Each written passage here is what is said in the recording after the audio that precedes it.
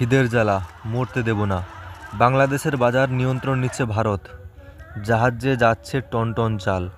লাগাতার ভারত বিদ্বেষ বাংলাদেশ জুড়ে। ইতিহাস ভুলে লাগাতার চলছে হুঁশিয়ারি। এদিকে খিদের জ্বালায় জ্বলছে ওপারের মানুষ, আর তা সামাল দিতে লাগাতার সাহায্যের হাত বাড়িয়ে দিচ্ছে ভারত। ফের একবার বাংলাদেশে চাল পাঠাচ্ছে ভারত। গত কয়েকদিন আগেই প্রথম ধাপে কয়েক টন চাল পাঠানো হয় ওপারে। এবার 27,000 মেট্রিক টন সেদ্ধ চাল পাঠিয়েছে ভারত। দ্বিতীয় চালান হিসেবে বিপুল এই চাল সে দেশে পাঠানো হয়েছে বলেই খবর। বাংলাদেশে হাসিনা সরকারের পতন ঘটেছে বেশ কয়েক মাস কেটে গিয়েছে। ইউনূসের হাতে এখন সর্বময় ক্ষমতা। দেশ চালাতে কার্যত ব্যর্থ তারা। সমস্ত জিনিসের আকাশ ছোঁয়ার দাম, বাজারে গেলেও হাত পুড়ছে আম আদমির। এমনকি চালের দামও ধরাছোঁয়ার বাইরে চলে গিয়েছে। এই অবস্থায় ক্রমশ ক্ষোভ বাড়ছে বাংলাদেশের মানুষের। পরিস্থিতি যে হাতের বাইরে তা মেনেও নিচ্ছেন অন্তর্বর্তী সরকারের উপদেষ্টারা। চালের দাম বৃদ্ধি নিয়ে বারবার মুখ খুলছেন। এই অবস্থায় মুশকিল আসান সে ভারতেরই। যা খবর, ভারত থেকে 2 লাখ মেট্রিক টন আমদানি করবে বাংলাদেশ। আর সেই মতো ইউনূসের আমলে চুক্তি হয়েছে।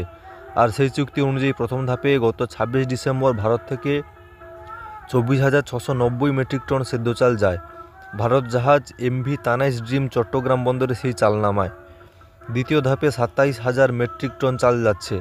আগামীকাল 10 জানুয়ারি ভারত থেকে দ্বিতীয় চালানের জাহাজ চট্টগ্রাম বন্দরে পৌঁছানোর কথা রয়েছে বলে জানিয়েছে সে দেশের সংবাদ মাধ্যম।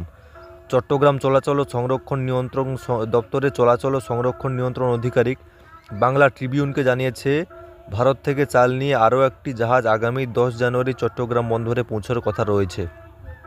ভারতের অন্ধ্রপ্রদেশের কাকিনাড়া বন্দরে জাহাজ চাল লোড করা হয়েছে। ভারত থেকে আসা চাল দ্রুত যাবে বাংলাদেশের বাজারে পৌঁছানো সম্ভব হয়, সেই চেষ্টা চালাচ্ছেন সে দেশের আধিকারিকরা। তাদের দাবি, বিপুল পরিমাণ আমদানি করা চাল বাংলাদেশের বাজারে পৌঁছলে দাম অনেকটাই নিয়ন্ত্রণ করা সম্ভব হবে। আর সেই চেষ্টাই এখন চালাচ্ছেন আধিকারিকরা। বর্তমানে সে দেশে ভালো চাল ও বাংলাদেশি মুদ্রায় প্রায় 70 থেকে 80 টাকায় বিক্রি হচ্ছে। অন্যান্য জিনিসের দাম আরও ভয়ঙ্করভাবে বেশি। বন্ধুরা, হচ্ছে এই ধরনের শর্ট নিউজ ও ভালো ভালো নিউজ, দেশ বিদেশের নিউজ পেতে অবশ্যই চ্যানেলটিকে সাবস্ক্রাইব করবেন। ধন্যবাদ।